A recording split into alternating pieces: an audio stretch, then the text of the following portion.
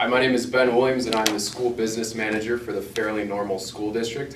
Today I'll be presenting to Sarah Tramp, our District Administrator, and Louise White, our School Business Manager at Norris School District. Just a brief introduction. Prior to my hiring, there was a fire in the school district office, and this left us missing a lot of our historical documents. However, it was a good example of why we pay thousands of dollars every year for insurance. We received all the money that we needed to repair the damage, and so that is not actually going to appear in this budget at the time. Fortunately, we're still financially stable. We should finish with a total fund equity of nearly $2.5 million in Fund 10. All other funds by design will close the year with a $0 balance. So a budget snapshot. This includes all 5 funds in the Fairly Normal School District. And as you can see up top, we have an ending fund balance of $2,490,000.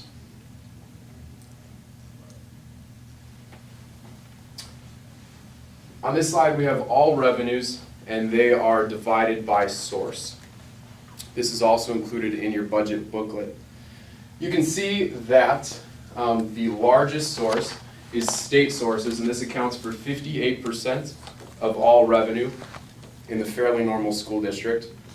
Local sources, primarily property tax, account for 35% of our revenue. Federal sources account for 3%. Inter-district payments are very small right now, but we will discuss the potential for future growth in that revenue source. And inter-fund transfers appear at 3%, but the source of this revenue is our own district, so that can be a little bit misleading. Expenditures, you'll see that staff salaries and benefits account for 67% of our total expenditures. This is normal for that to be the biggest expenditure of a school district. Purchased services, including utilities and transportation, take up 22% of our expenditures. Non-capital objects such as food and school supplies account for 6%, and short-term loan interest, insurance, and district dues are under 1% each. Again, the transfers do appear here as an expenditure, but this could be misleading as they go directly back into our own district. As you all know, enrollment in the Fairly Normal School District has been going down for the last several years. In 2008 and 2009, our total enrollment was 1,423. As we stand today, our total enrollment is 1,321. You can see here that we grew from 2007 to the 2008-2009 school year, and we are on a very steady decline. This year, though, summer school did add 62 full-time equivalents, but enrollment still fell in spite of that addition. And so, therefore, we really need to consider expanding our summer school programming to help increase enrollment or at least maintain a balance for next year.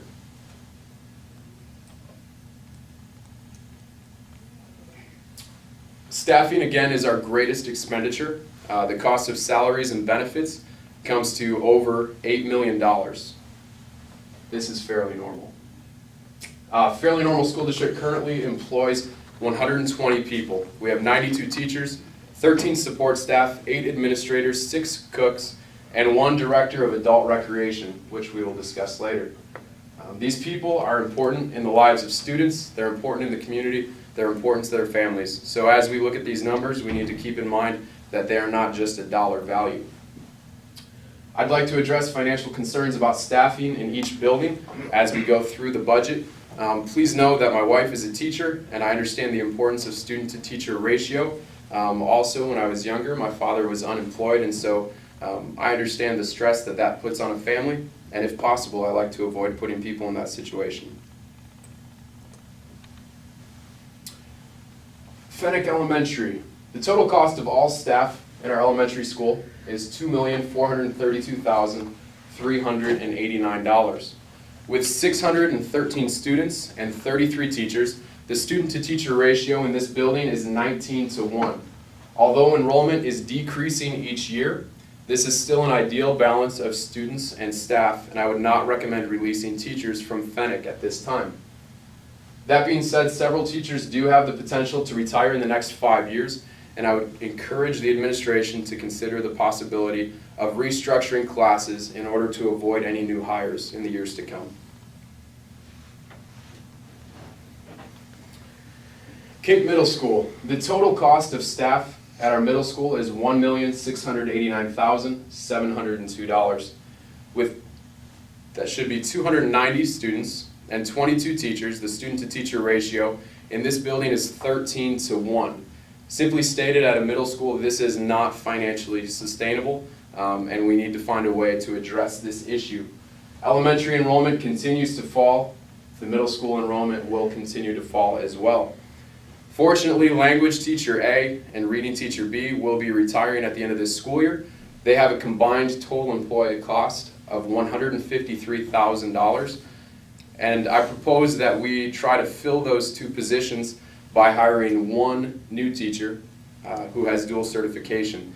If we can get the right person at the right cost, this could save us $100,000 annually.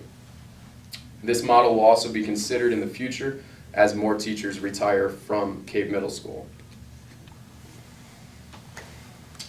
Swift High School. The total cost of all staff at Swift High School is $2,695,402. With 418 students and 35 teachers, the student-to-teacher ratio in this building is 12:1. Again, this ratio is unsustainable for a high school. While the enrollment numbers project to continue falling in the years to come, I do believe there may be a way to keep our current teaching staff.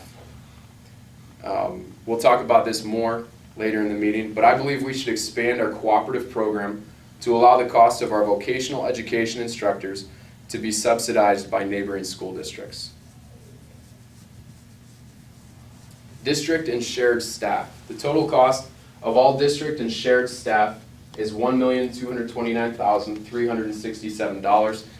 These employees include substitute teachers, our Title I teacher, district administrators, and miscellaneous support staff. Basically anyone that does not work within the confines of one single school building. This being my first year as business manager of Fairly Normal, I do not have any desire to cut spending within this department at this time. For the quality of work performed by everyone on this list and the way we've endured the central office fire, I believe that the cost is worth every penny that we pay. Food service staff. The total cost of all Fox Food Service staff is $319,751. Although it is expensive, this is a decrease from previous years as Fairly Normal decided to let go of the Director of Food Services and outsource management of that program at a rate of $40,000 per year. Ideas to further reduce the cost of food service staff or even replace them entirely will be discussed within the Food Services Fund 50. The revenue limit worksheet is something that you truly do not need to have a full understanding of. If you would like to see a larger copy and gain a better understanding, I'd be happy to do that with you one-on-one.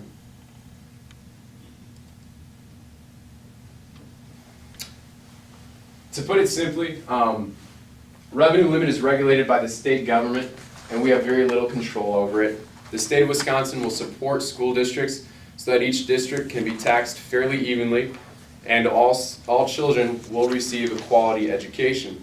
Due to the economic downturn, our equalization aid this year did fall from $9,172,000 to about $8,201,000 this year. The revenue limit will tell us how much we can tax the citizens of Fairly Normal, and as a result we learned that the maximum levy we're allowed this year is $4,443,000. There are exceptions to this limit, such as Fund 80 that we'll discuss later. Because our goal right now is to build a strong reserve of fund equity in order to best prepare for the future, we will choose to levy the full amount allowed by the revenue limit this year.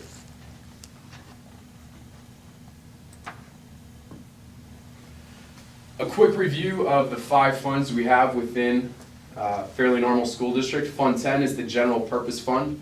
Fund 27 is the Special Education Fund. Fund 50 is the Food Service Fund. Fund 80 is the Community Service Fund. And Fund 99 is the Cooperative Program Fund. Fund 10, the General Fund, is used for all activities that are not categorized within one of the other 4 funds, and most financial activity takes place within Fund 10. The beginning fund balance this year was $500,000, and we finished with a surplus of $1,990,000. Therefore, the ending fund balance for Fund 10 ends up being $2,490,000. This new larger fund balance will benefit the district in many ways. One of those, though it may appear small, Fairly Normal spent $4,280 on short-term loan interest this year. Although this is small, that money can be better used if we were able to draw from our own reserves instead of having to pay the bank's interest. More of the fund balance may also be shifted to a money market account or other investments that will earn the district interest on the money that we've saved.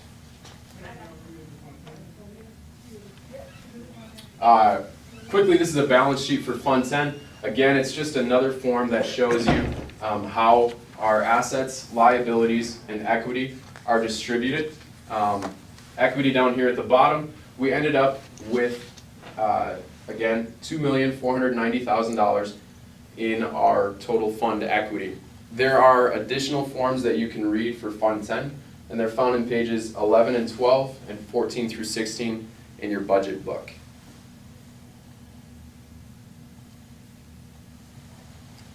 Special Education Fund 27 is used to account for special education expenditures, and it's designed to maintain a $0 balance at the end of each school year.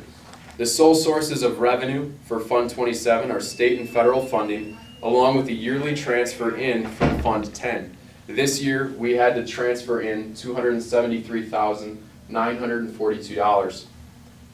We could consider hiring a special education director to oversee all 3 schools, and if we did that, then we could consider contracting with CESA for learning disabled, cognitively disabled, and speech and language services at each of our schools as needed.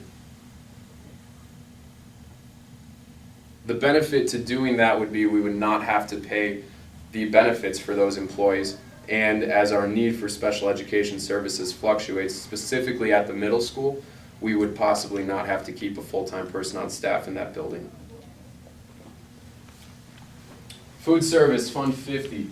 Despite state categorical aid, federal aid, and relatively good food sales, we had to transfer in $123,000 this year from Fund 10 for our food services. This is not good. We should contract out our food service to Sodexo or another company, and I intend to personally research this idea, and the aim is to change in the 2015-2016 school year. At that time, we will keep all of our kitchen equipment for a trial period. If the new food service proves to be better, we would be able to sell our equipment for revenue, and if not, we would be able to revive the Fox Food Services program and potentially hire less expensive employees to replace those who are there right now. The Community Service Fund 80. Wisconsin has rules for what can and cannot qualify under Fund 80. Basically, it's allowed to be for citizens that are not school age and that is not included in a normal school program. So a great opportunity here is that Fund 80 is funded by a relatively small tax levy of $50,000 this year, fees for adult programs, the sale of some old portable bleachers, and merchandise sales. The primary expenditure in this fund is the salary and benefits. For the first time ever this year, we have a full-time director of adult recreation. The use of facilities, insurance, equipment, maintenance, and referees cost money as well, but that director is our primary expense in Fund 80. Currently in Fund 80, we have the Silver Fox Recreation Program, and that includes a summer softball league, a winter basketball league, a spring soccer league, and a fall volleyball league for adults. The program began 3 years ago with one basketball league, but it has since grown, and as I mentioned earlier, this is the first year that we've had a full-time director, and this is actually the first year that we have had a tax levy for this program. Coach Maloney, who is our adult recreation director, is a retired physical education teacher from a nearby school district and a resident of the Fairly Normal community. Participation in the adult recreation leagues is steadily increasing, and the program looks strong enough to continue for years to come. As an example of the community's interest in this program, the first batch of Silver Fox t-shirts sold out in less than a week and provided $1,000 in revenue for the Fund 80 program.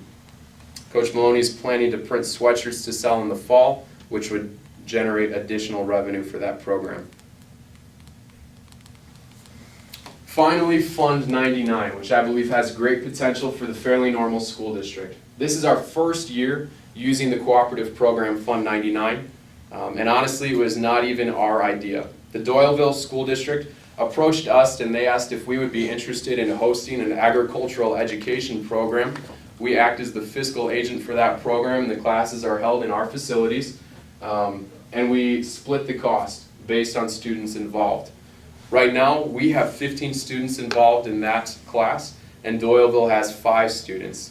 That does sound like a very small student number, but Mr. Green currently has his hands full cultivating the land, acquiring supplies, and designing a whole new curriculum for our agricultural education program, which we hope to grow in the future. The significance here is that Mr. Green is an employee of ours, but through this program, Doyleville is paying $19,000 for our agricultural education program.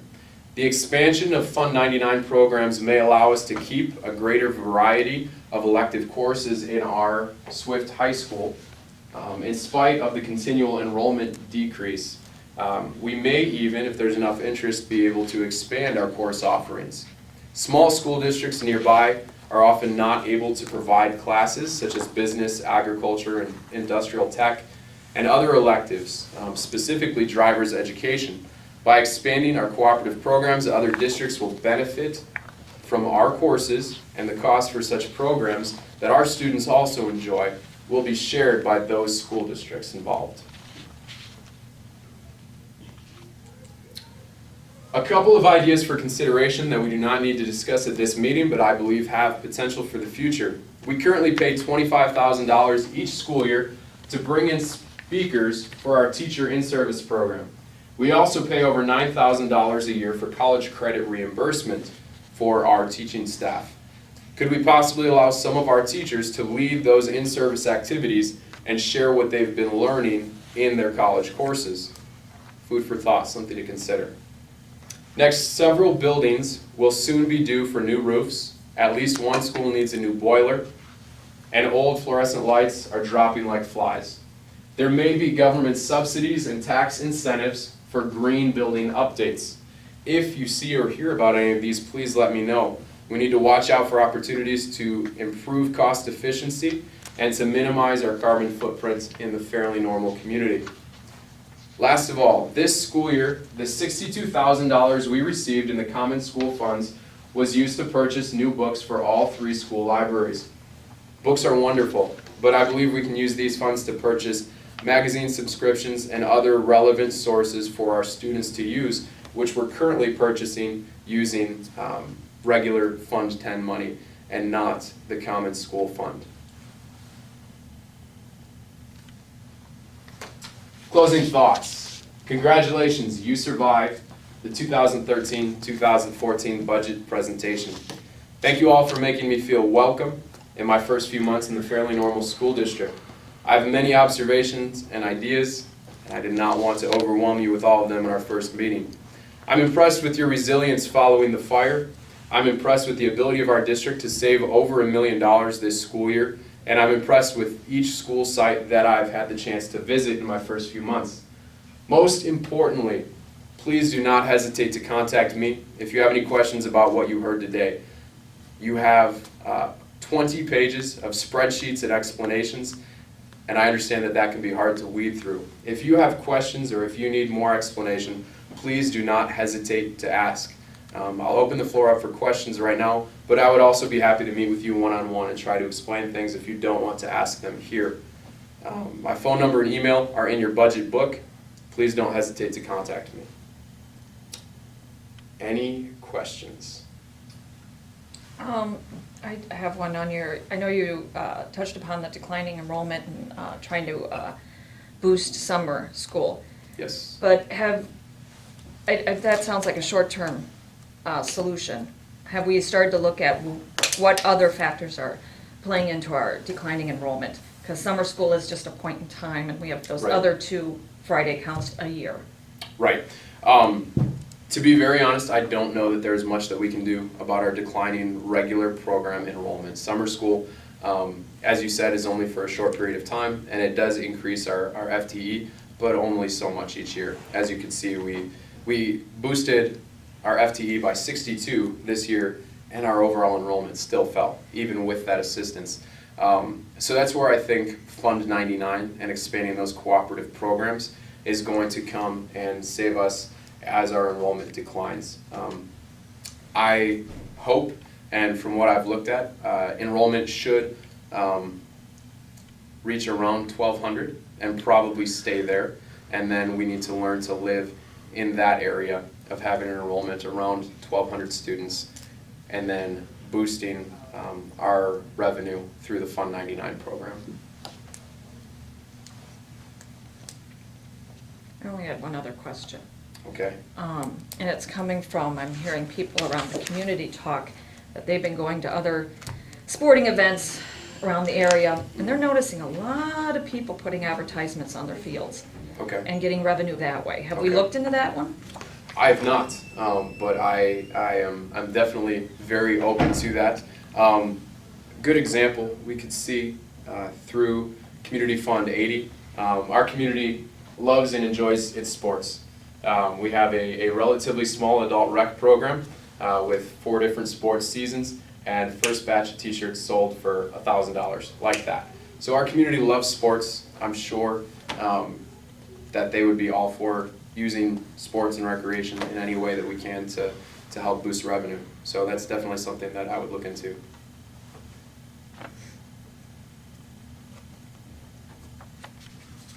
All right. Well, as I mentioned, if you have any further questions, anything that you need an explanation of as you read through your budget booklet over the next couple of days, feel free to give me a call or send me an email. Thank you.